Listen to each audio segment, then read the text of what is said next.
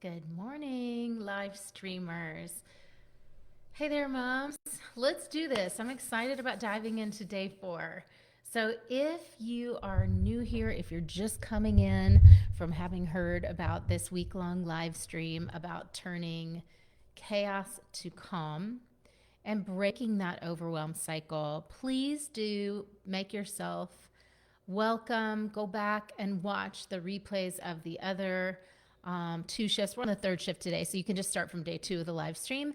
Watch the first 2 shifts, which were really foundational things that I laid out that are really basic principles, foundational principles that underlie the outcomes that we get our clients in Awakened Motherhood.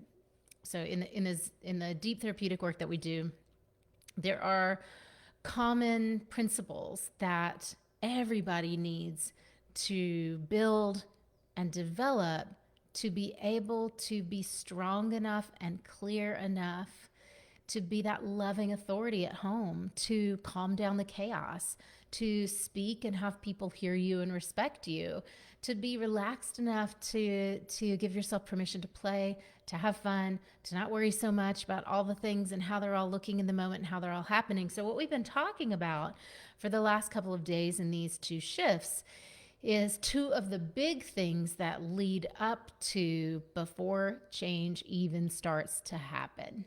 Okay, so my outcome for this live stream for all of you, other than learning some new information, information is freely available everywhere. I took a couple minutes to just scroll Instagram, I think it was, yesterday, and wow, the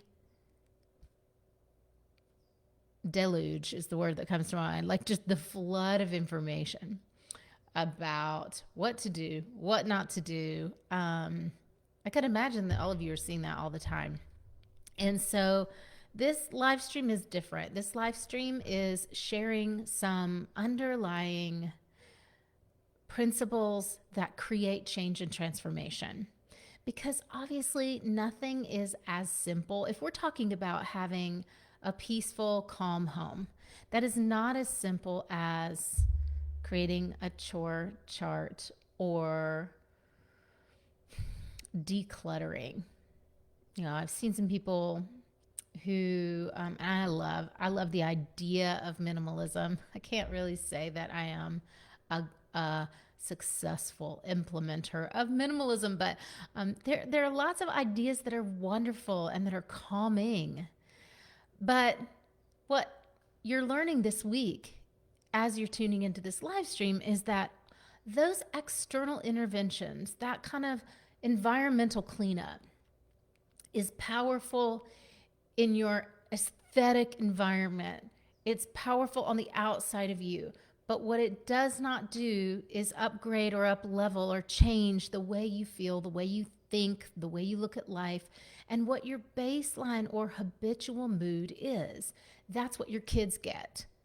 What you get back from your kids is kind of what your baseline mood is, because they're reflections of you. And so, as is your marriage. So, what I want to dive in with today, and I'm so glad you're here for this, because this is really going to open your mind up to why things are the way they are, why you feel stuck, why when you've tried other changes of conditions or circumstance or even prescription medicine or talk therapy or meditation or a lot of the things that almost all my clients have already run through, and those things have not resulted in change. They have not worked for you. Well, this week I'm explaining to you why and what it really takes to turn chaos in here, in your emotions, in your head, in your overthinking, in your busy mind, in your home, kids' behaviors, people not listening to you, into true calm, and what that really means. So, to touch very lightly on what we've covered so far, go back and watch the replays. If you haven't watched them yet, you've been busy getting kids into school this week or last week of summer fun and camping and doing all that great stuff, then then catch back up and then watch this video today. So stop here if you haven't watched the other 2 days. Go back and watch the other ones and come back. And they're really short and they're really digestible. That said, we first talked about the frame that you're mostly looking through as you move through motherhood, your everyday life, work, the space in between that that creates your mood every day, basically, that creates the health in your body, the happiness of your partnership if you're in one. Ultimately, that defines the kind of mother that you are going to be, that you are able to be. And I know we have a wide range in this community of moms who, from those who like really, really love motherhood, who feel like they can enjoy it, at least in part, but do struggle at least a couple days a week, to those who feel like, this is not what I signed up for. I never should have done this. I'm not the right mom for my kids. I know that I'm damaging them. I know that I'm failing them, and feel that heaviness of living in that place. Okay. So what I want to do is take you back through. So first we look through the frame that am I mostly focusing? Am I looking at the things that happen in my life based on the circumstance and the conditions around me, the people around me? If that would change, then I could feel blank. I could feel better, relieved, happy. We'd be healthy. I'd feel taken care of and seen. And that's the main problem.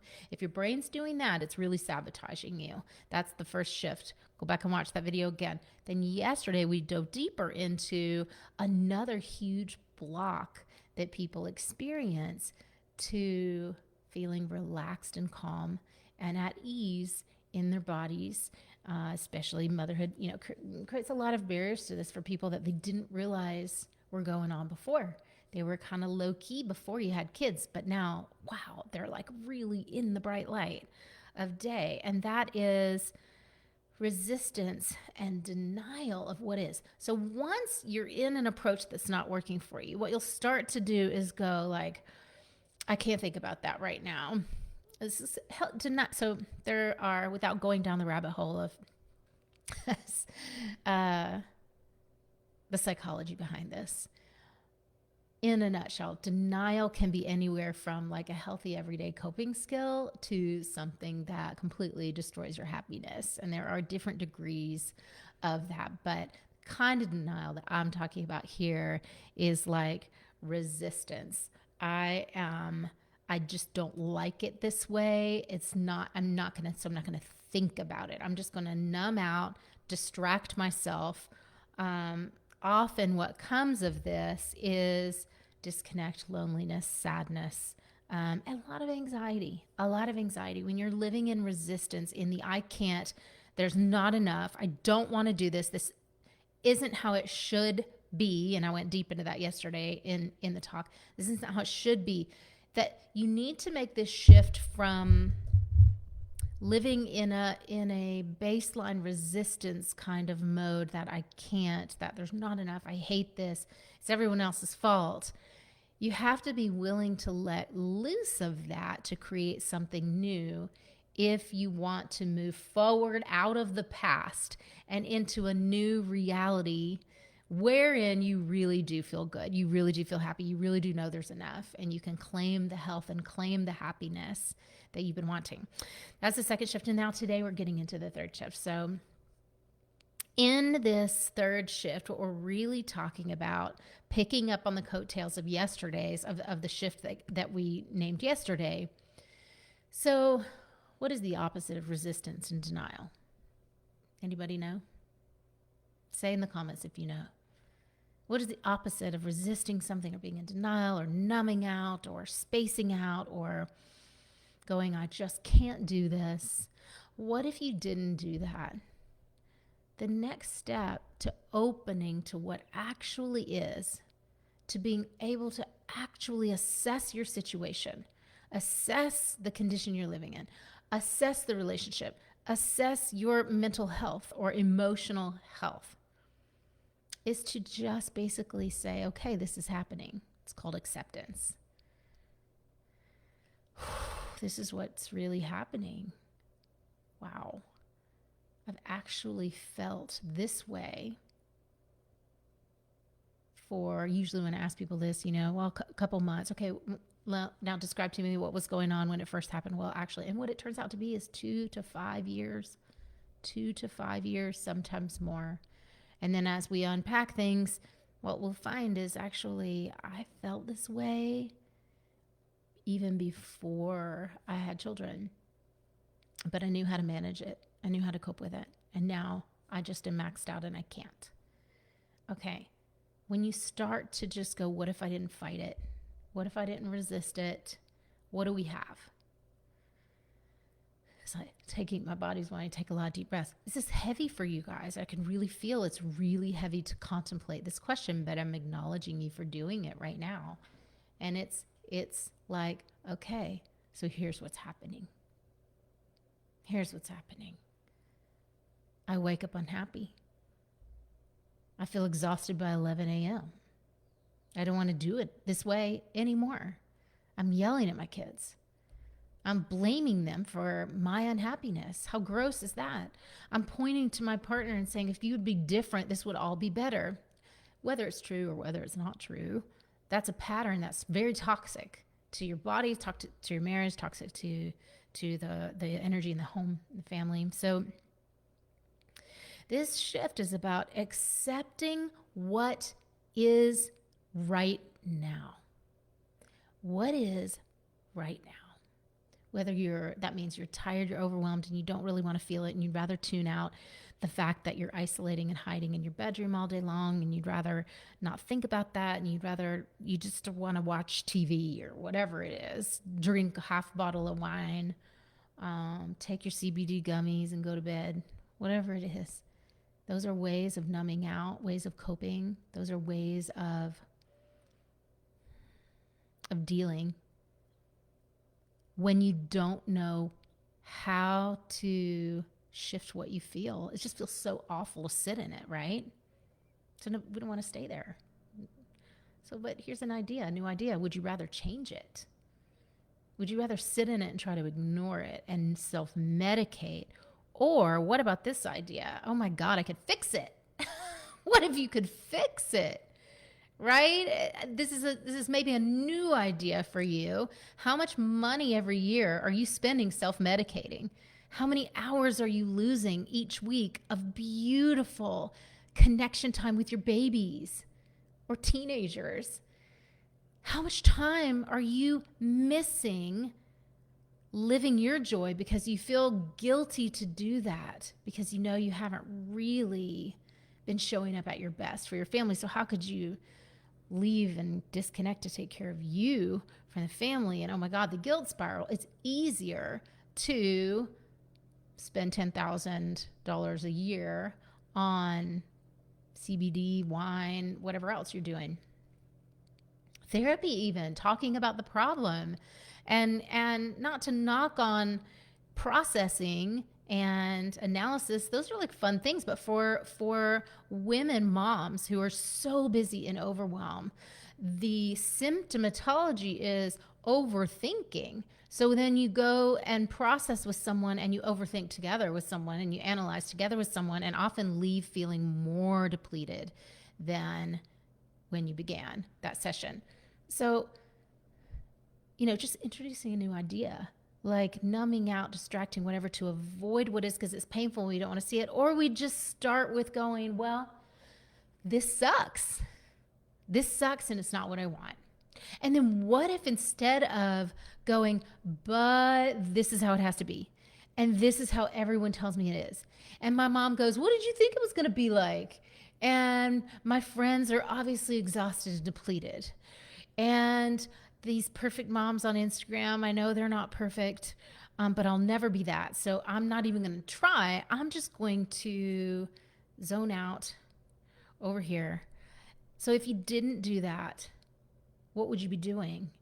You'd be starting with looking at what really is. And you guys, it's outside and it's inside.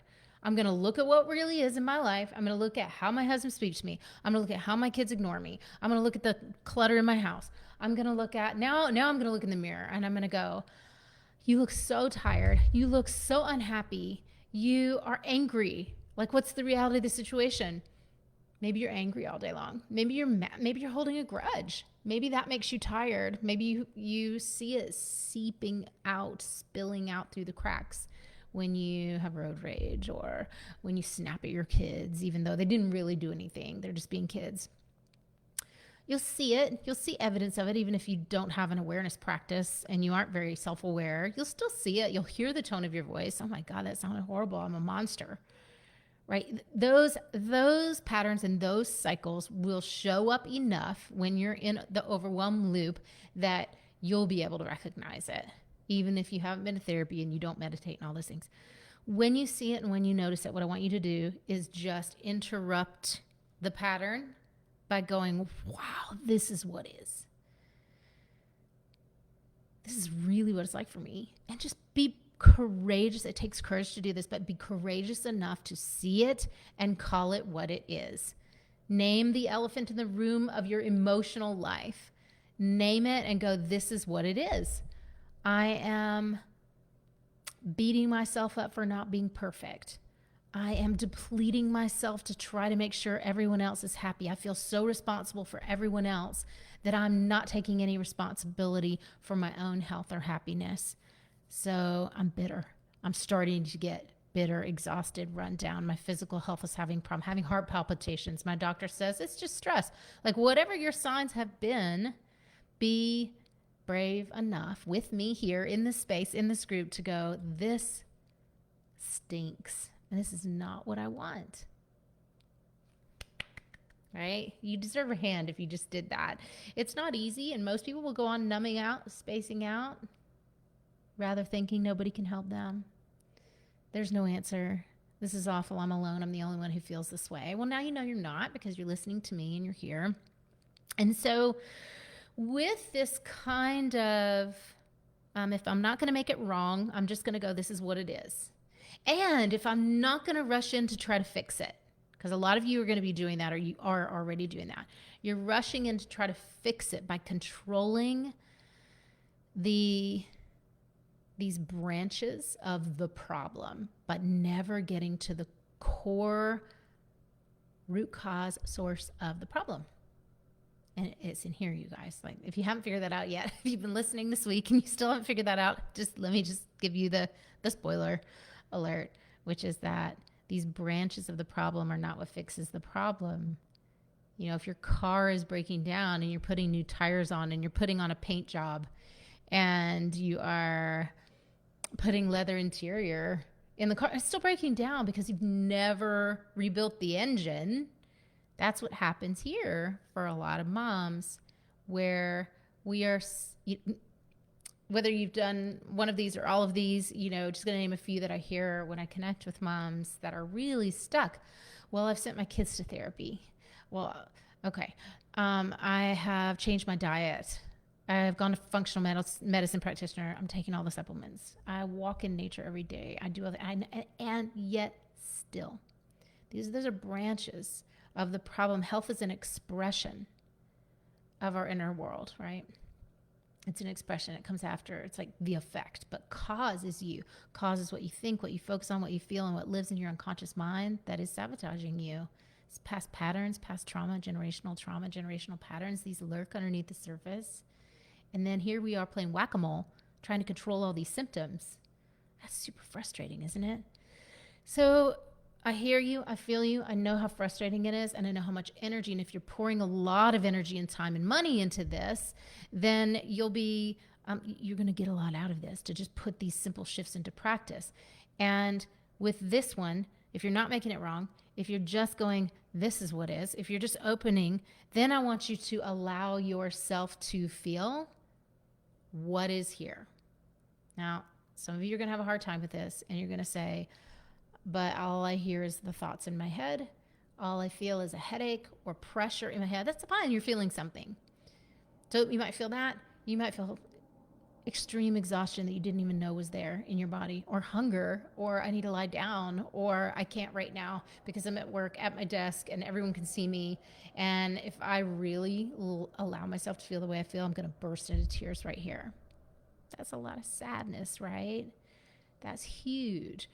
Whatever it is, I want you to open and allow yourself to feel what's really here. Allow yourself to experience what it's like to be in your body right now, in your life as it is and has been up until now. So you can do this right now by closing your eyes, taking a deep breath. Just hear your thoughts. Listen to your body. Allow yourself to feel it. You can ask the question, what is that? What is that I'm feeling? What is it that most upsets me? And the next step is to just ask yourself, what is this affecting? First thing that comes to mind, what is this affecting to be this tired, overwhelmed, frustrated, whatever it is? What is it affecting? And then be honest about what you hear. Be honest about that. What is it affecting? It's causing a big energy drain. It's causing you to feel cranky, grumpy, short-tempered, snappy. Maybe you feel like your kids really never see the real you. I hear that one a lot. You know, my kids don't even really, they aren't even getting to know who I am. I'm so busy being this crazy person that they don't even know that I'm a free spirit. They don't even know that I love to have fun, that I love to play. Playing is just a chore with them. And I know, I'm human too. And sometimes when you've done 5 million things between your full-time job or your homeschool day and you don't want to play. And I will be the first person who says to you that is 1000% fine. Because if you haven't really taken care of you yet, if you haven't rested, if you haven't found a balance for yourself, then play is going to feel awful. It's going to feel like torture. Even interacting with your kids is just going to feel like, I just can't. And that is a total symptom of being stuck in the overwhelm cycle. Okay. So I want you to do this exercise. I want you to report back in what you find. I want you to participate here. I want you to show up here. I don't want you to lurk in the dark shadows and feel scared of stepping up and going, this is what's happening for me. Really, this is totally for you. Zero judgment here. If anybody were to even attempt to say something that was not kind, they get kicked out of the group immediately. So don't worry about that.